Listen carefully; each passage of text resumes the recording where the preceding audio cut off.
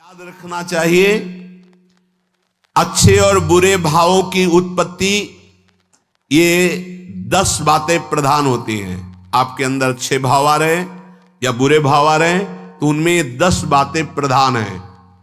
पहला, स्थान। आप कहां बैठे हैं, कहां रह रहे हैं, किस जगह खड़े हैं, आपको स्थान देख करके ही बर्ताव में उतरना है। जैसे मदिरालय है, आप वहां खड़े होंगे तो तमोगुण अपने आप बढ़ने लगेगा, आसुरी प्रवृत्ति बढ़ने लगेगी। ऐसे ऐसे जिस स्थान पर खड़े होने से, देखने से, बात करने से हमारी वृत्ति बिगड़ रही, उस स्थान का तत्काल त्याग कर देना चाहिए, वहां से हट जाना चाहिए। पहला है स्थान। जैसे सत्संग, यमुना जी का एकांतिक पावन तट, किसी लता के नीचे, किसी संत भगवान के सानिध्य में, अब हमारा ये स्थान भजन वृत्ति बढ़ाएगा। उस व्यक्ति का घर जिसके पास जाने से वासनाएं बढ़ रही, उस स्थान में जहां दृश्य देखने से हमारे अंदर गंदी बातें आ रही, पहला है स्थान। दूसरा है अन्न। बहुत बड़ा प्रभाव अन्न का होता है। अगर अधर्म के द्वारा कमाया हुआ अन्न है तो बुद्धि अधर्म में ही लगेगी।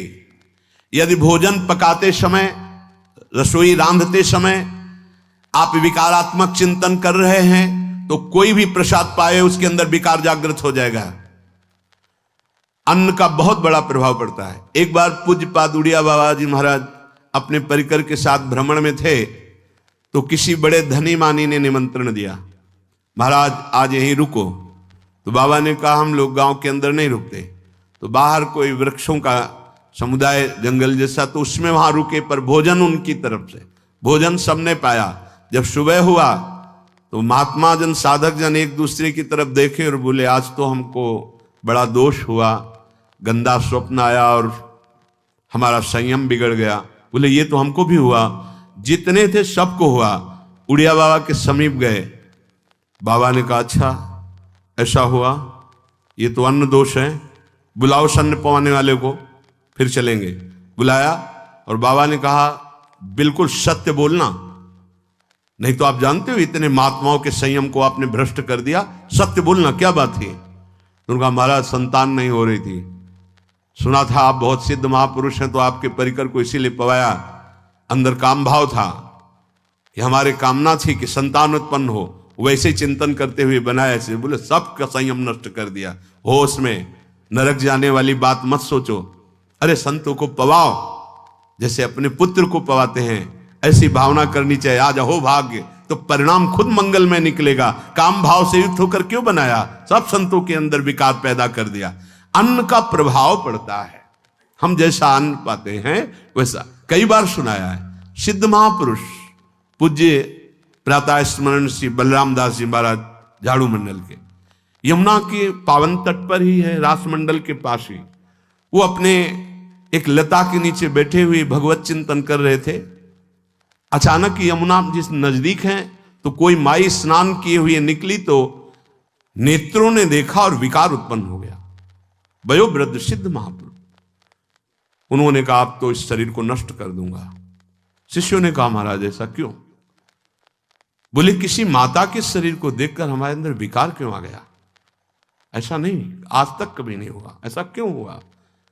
उनका महाराज आपस में सब शिष्यों ने कि कुछ ना कुछ तो खान पान में गड़बड़ी हो गई तभी ऐसा हुआ। बाबा आज परिक्रमा करते हैं वृंदावन की, बाद में आप जो आदेश करेंगे जैसा करेंगे, पहले परिक्रमा। वृंदावन की परिक्रमा का बहुत बड़ा प्रभाव, जब कभी मन आपका ऐसा विक्षिप्त हो, परेशान हो, तत्काल परिक्रमा प्रारंभ कर देना, नाम जप करते हुए। आप देखना परिक्रमा पूरी होते होते शांति हो जाएगी।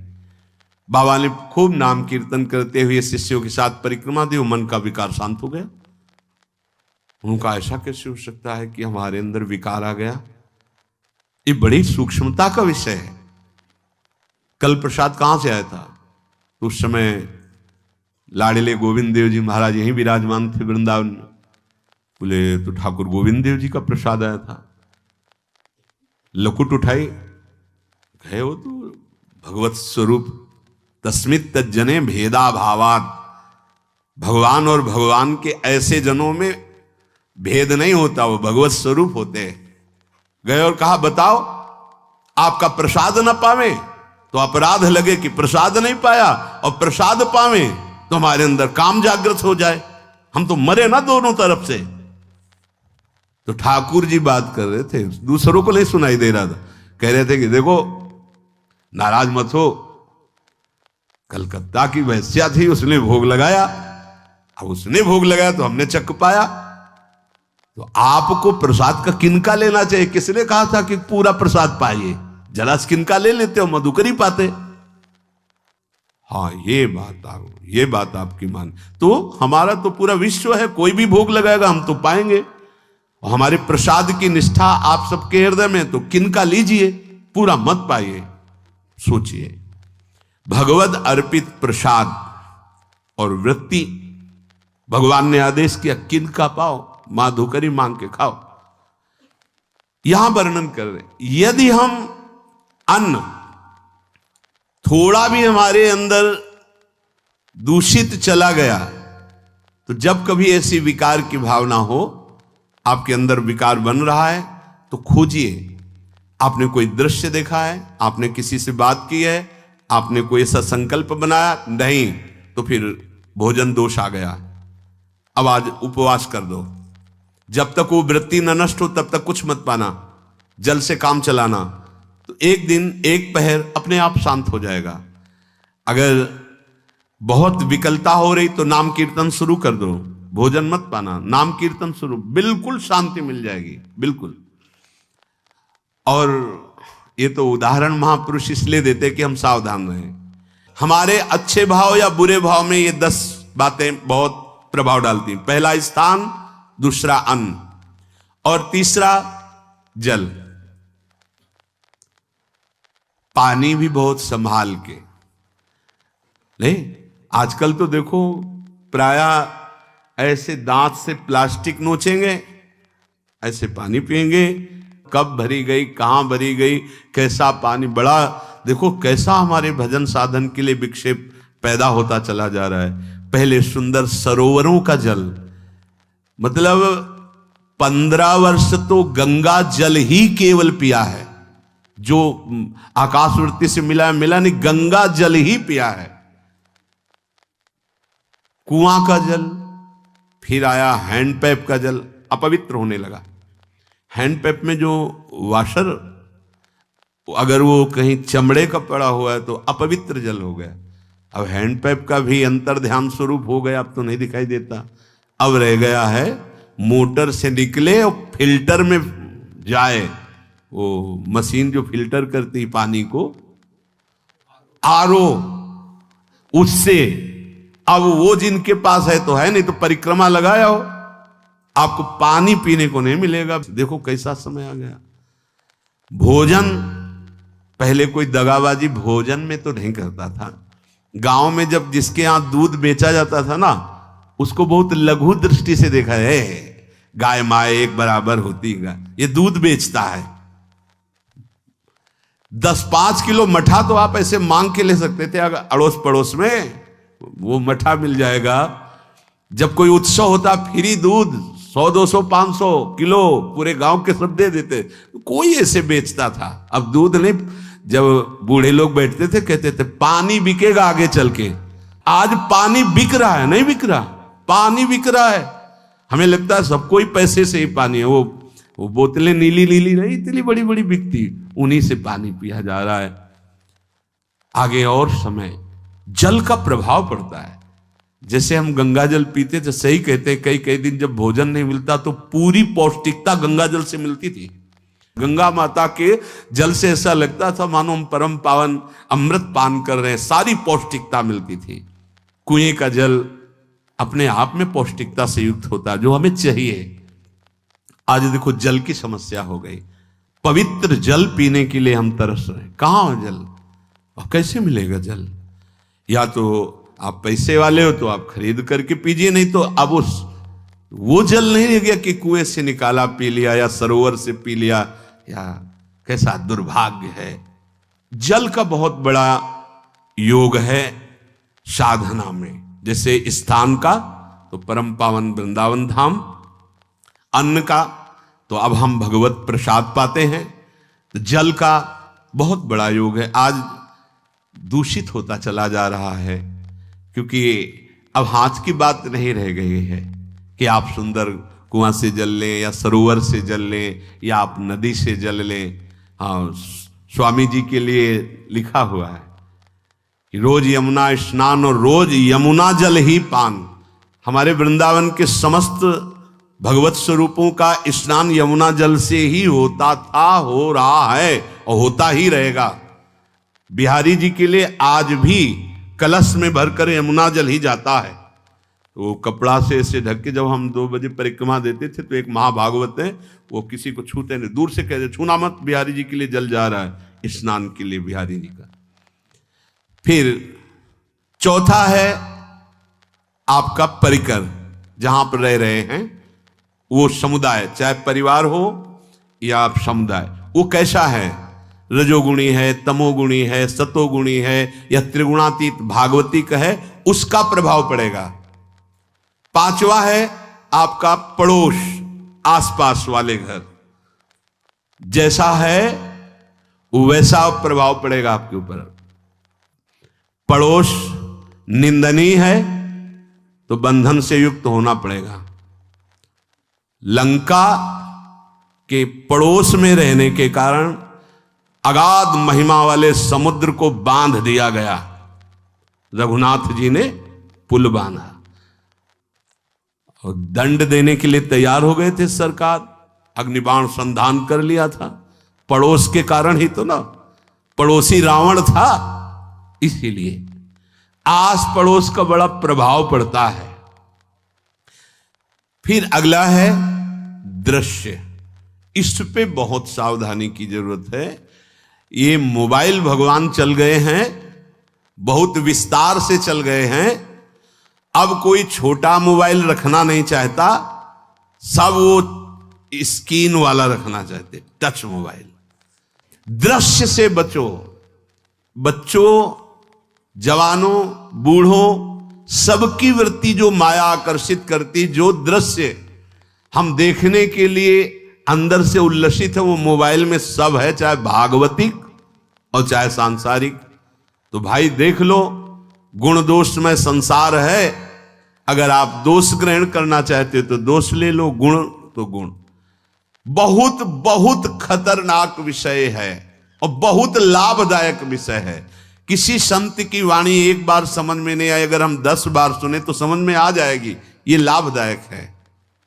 कभी कोई किसी से बात करनी, पहले जाए तो पोस्ट कार्ड चलते थे, एक कार्ड, वो 15 पैसे का इतना बड़ा वाला आता था, 25 पैसे का बंद वाला लिफाफे में आता था, नीले नीले कागज का 15 पैसे वाला कार्ड, उसमें चिट्ठी जाती थी महीनों में। कभी यहां 1 मिनट में अमेरिका से बात कर लो, कितनी बढ़िया बात हो गई।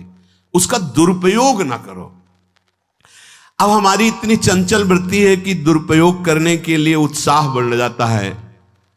बोले अब सब काम हो गया है, अब एकांत सेवन कर रहे हैं, अंदर से सिटकिनी बंद और मोबाइल भगवान का संग शुरू।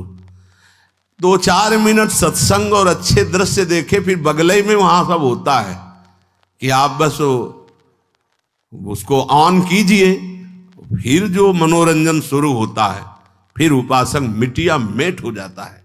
ये बहुत सावधानी की बात कह रहे हैं। वैसे हमें लगता है यदि आपको इस बड़े कार्य वाले ना हो तो छोटा मोबाइल रखे तो अच्छा रहता है।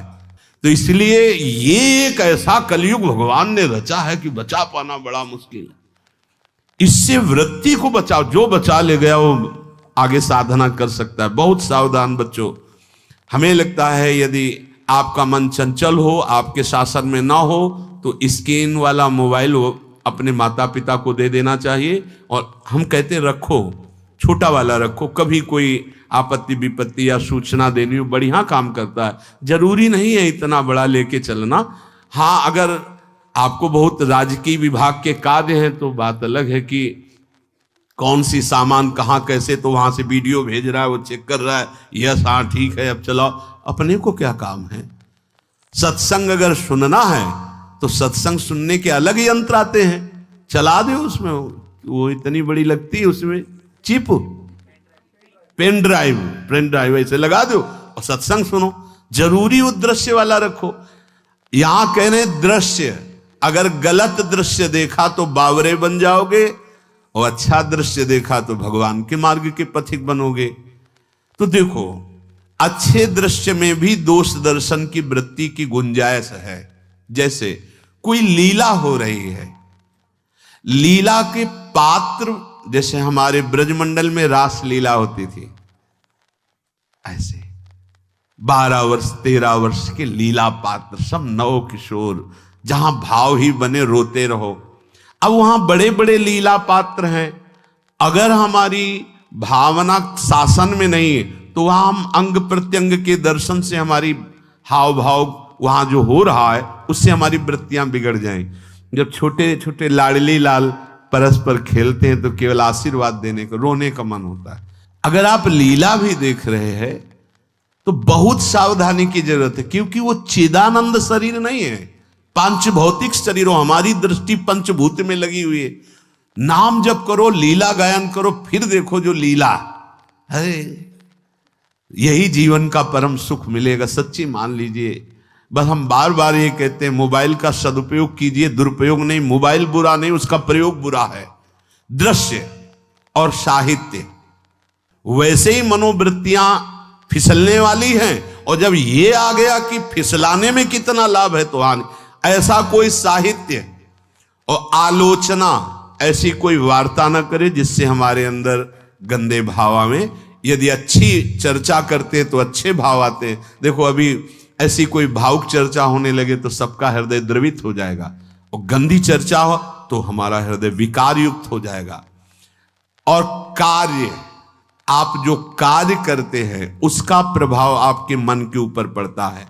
और उपासना, आप उपासना भोगों की करते हैं या योग की करते हैं, ये 10 से भाव बनते हैं और 10 से भाव बिगड़ते हैं। स्थान, अन्न, जल, परिवार, अड़ोस पड़ोस, दृश्य, साहित्य, आलोचना, आजीविका का कार्य और उपासना।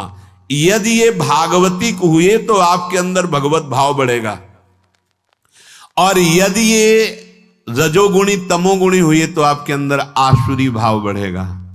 इन 10 से सावधानी पूर्वक व्यवहार होना चाहिए।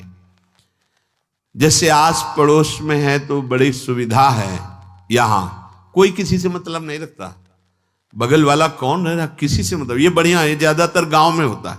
अपने यहां ये अच्छा है कि जैसे आप अपने कमरे में गए, किसी से कोई मतलब नहीं है, वैसे ऐसा ही जीवन रखना चाहिए। अड़ोस पर ये ज्यादा जो व्यवहार मित्रता बढ़ाने वाला विषय, ये धाम में नहीं है। वृंदावन में ऐसा नहीं व्यवहार रखना चाहिए। आपके पड़ोस में कौन रख रहा है आपका परिचय नहीं होना चाहिए, कौन कौन रह रहा है आपकी जानकारी नहीं होनी चाहिए। नजर नीची की, अपने कुटिया में गए, अपने ठाकुर जी से मतलब, अपने भजन से मतलब। ना पड़ोसी को कुछ देना चाहिए ना लेना चाहिए। बात समझ लेना कि जैसे आज उत्सव है, उनको हम बुलाते हैं, वो हमारे यहाँ, ये व्यवहार यहाँ नहीं है। बनवासी हो, ठाकुर का भोग लगाया, और अगर आपको बांटना है तो बाहर निकलो, आधा किलोमीटर दूर ऐसी जगह बांटो जो तुम्हें राधे श्याम दोबारा ना बोले। फिर वो तुम्हें बुलाएगा, फिर वो बैठेगा, फिर प्रपंच की बातें होंगी, निंदा स्तुति की होंगी, फिर बड़ी संगोष्ठी होती है, पता चलता है। क्या फायदा ऐसे जीवन से? आप वनवासी हो, समय एकांत में दीजिए, अपनी कुटिया में बैठिए, नाम जप कीजिए, निकलिए, सत्संग सुनिए, ठाकुर दर्शन कीजिए, परिक्रमा कीजिए, फिर अपनी कुटिया में। ज्यादा व्यवहार में नहीं उतरना चाहिए। ये वनवास है, वृंदावनवास। सत्संग का सेवन, रजोगुण तमोगुण का त्याग, तो दुष्संग से आप बच जाएंगे। दुष्संग से बचने का मतलब है काम क्रोध मोह स्मृति भ्रंश बुद्धिनाश सर्वनाश कारणत्वात्। देवर्षि नारद जी कहते हैं, अगर दुष्संग का त्याग हो गया तो आप काम का, क्रोध का, मोह का, जो हमारी भगवत स्मृति का नाश कर देते हैं, जो हमारी बुद्धि का नाश कर देते हैं, जो हमारे सर्वनाश करने वाले हैं, इनका त्याग कर पाएंगे। कुसंग अगर हो गया तो इनका त्याग नहीं हो सकता, बहुत कठिन हो जाता है। भगवत संबंधी तत्वबोध होना या भगवत रहस्य लीला में प्रवेश पाना, जो अपनी इंद्रियों को भोगों में तृप्ति कराने की कोशिश कर रहे हैं, उनका चिंतन भोगों का ही होगा। तो कैसे तत्वबोध होगा, कैसे लीला में प्रवेश होगा, बस ध्यान देना है, कैसे हो पाएगा? क्योंकि जिस चित्त वृत्ति से भगवदाकार हमें वृत्ति करनी थी, वो तो हमने भोगों के चिंतन में लगा दी, भोग क्रियाओं में लगा दी। एक स्थिति होती है जब आपकी चित्त वृत्ति भगवदाकार हो गई है, तो व्यवहार में रहते हुए भी विषयान ग्रहणंत मुंचंत वा, खान पान उठना बैठना है, सब बाहरी क्रियाएं हो रही हैं, अंतर से वो अपने आराध्य देव में सदैव स्थित रहता है। उसका परिचय आपको जब ऐसे महापुरुष का सानिध्य मिलेगा, तो आप विषय सेवन करते हुए भी निर्विषय रहेंगे। आपके अंदर विषयों की प्रियता नहीं रह जाएगी, आपके अंदर एक प्रबल वैराग्य ऐसी धारणा बन जाएगी, कुछ नहीं, कोई भी तुम्हें प्रभावित नहीं कर सकता। यद्यपि खान पान हर्ष आदि की सब व्यवहारिक वृत्तियां हैं, पर उस महापुरुष का प्रभाव ऐसा होगा कि आपका हृदय निर्विकार हो जाएगा। और बहुत ही त्याग की सब बातें की जा रही, लेकिन हृदय भी सही है तो संग से विषय रंग बढ़ जाएगा। ये देखा गया है। हृदय अगर निष्प्रिय है, जिसका हम संग कह रहे हैं, तो उसका परिणाम निष्प्रिय निकलेगा। व्यवहार में कुछ भी हो, निष्प्रियता ही आपकी बढ़ेगी, निर्विकारता बढ़ेगी, क्योंकि उसकी स्थिति का संग हो रहा है, उसका प्रभाव पड़ रहा है। तो सर्वनाश की जड़ है विषय चिंतन। ये बहुत बड़ी बात है। विषय चिंतन सर्वनाश की जड़ है। यहां विषय भोग नहीं कहा, क्योंकि चिंतन का परिणाम भोग है। पहले चिंतन होता है। साधक ध्यायतो विषयान पुंसः संगस्तेषु उपजायते, संगात् संजायते कामः, कामात् क्रोधो विजायते, क्रोधात् भवति सम्मोहः, सम्मोहात् स्मृति विभ्रमः, स्मृति भ्रंशात् बुद्धिनाशो, बुद्धिनाशात् प्रणश्यति सर्वनाश। कैसे हुआ? ध्यायतो विषयान पुंसः, विषयों का चिंतन। इसीलिए अनन्यश्चिन्तयन्तु माम भगवान आदेश करते हैं। विषय चिंतन न होने पावे, बिना चिंतन किए आपको कोई भी सुख नहीं मिल सकता। आप देख लीजिए, जगत के किसी भी भोग का सुख नहीं मिल सकता। चिंतन से ही आपको सुख की अनुभूति हो रही है। अगर आप चिंतन ना करें तो आपको कोई सुख नहीं मिल। आप चिंतन उसका घसीट लिया गया। अगर सुख होता तो भोग में मिल जाता, नहीं मिला। क्यों? कि बोले चिंतन नहीं। किसी को किसी गाढ़ विषय के चिंतन में फंसा दे, फिर उसके सामने भोजन रखे, खीर में नमक डाल दे, सब्जी में चीनी डाल दे और गाढ़ विषय में फंसा दे। तुम्हारा लड़का जो अकेला था, वो ऐसा ऐसा दुर्घटना हो गई, वो अस्पताल में, अब जल्दी से भोजन पाओ और निर्णय बताओ। वो बिल्कुल नहीं बता पाएगा कि खीर में नमक था, सब्जी में चीनी थी। उसका चिंतन वहां फंस गया। अगर ऐसे चिंतन हमारा प्रियाजू में फंस जाए तो संसार के सब क्रियाएं होते हुए भी वो परमहंस है, वो विदेह है। चिंतन, हम लोग चिंतन में चूक कर देते हैं तो फिर क्रियाओं में हमको बंधना पड़ता है। नहीं, सच्ची माने कोई भी क्रिया उसे बांध नहीं सकती। तो क्या जिनका भगवत चिंतन होता है वो असत क्रियाएं भी करते हैं क्या? तो बोले जब चिंतन ही नहीं तो असत क्रियाएं कैसे हो सकती है? पहले क्रिया के असत चिंतन होता है।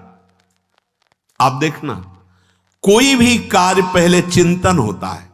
इसीलिए यहां कह रहे हैं ध्यायतो विषयान पुंसा संगस्तेषु उपजायते। पहले सबसे पहले विषय का चिंतन होता है। अगर विषय का चिंतन ना होने पावे तो आपको कोई फंसा ही नहीं सकता भोग, कोई भी भोग नहीं फंसा सकता। जहां विषयों का चिंतन हुआ तो संग की प्राप्ति, विषय भोग की प्रबल इच्छा, प्रबल आसक्ति, और वो जो चिंतन हुआ था वही आपको सुख दे रहा है। वही, वहां सुख नहीं है, आपके चिंतन का वहां सुख। जैसा चिंतन, अगर आपका चिंतन विक्षिप्त कर दिया जाए, एकाग्र ना होने पाओ, तो किसी में आपको सुख नहीं मिलेगा पक्का। अगर वही चिंतन सावई मना कृष्ण पदार विंदे हो तो कोई सुख है। गोपी जनों के पति भी हैं, पुत्र भी हैं, पूरे परिवार की सेवा करती हैं, और बड़े बड़े परमहंस उनकी चरण रज वंदना करते हैं। क्यों? क्योंकि उनका चिंतन भगवान का हो रहा है। एक भी वृत्ति शरीर चिंतन में नहीं, बलिहारी है। मुरारी पादार्पित चित्त वृत्ति। विषयों के चिंतन से विषयों में आसक्ति पैदा होती है।